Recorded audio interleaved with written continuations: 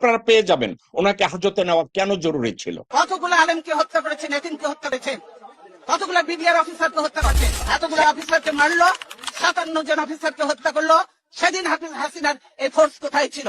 কেন সে ফোর্স পাঠায় নাই? আসলে সে নিজেই জড়িত ছিল এই হত্যাকাণ্ডে।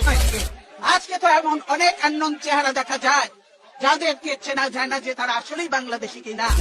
গণতন্ত্র চাবেন না, দেশ রক্ষা করতেও চাবেন না, গোলামি করবেন, দালালি করবেন। এই গোলামি তো রাখবে না।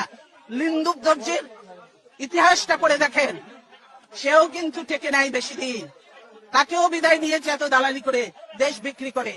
কাজে এই দেশ বিক্রি চলবে না হাসিনা, দেশ রক্ষা হবে ইনশাআল্লাহ।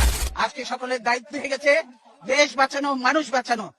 আর আপনারা ঘরে ঘরে ঢুকে এখন মানুষ হত্যা করছে। এই মা বোনের কান্না, এই আলেম এতিমের কান্না, এই বিডিআর এর অফিসারদের ওয়াইফদের কান্না, এগুলি কি বৃথা যাবে?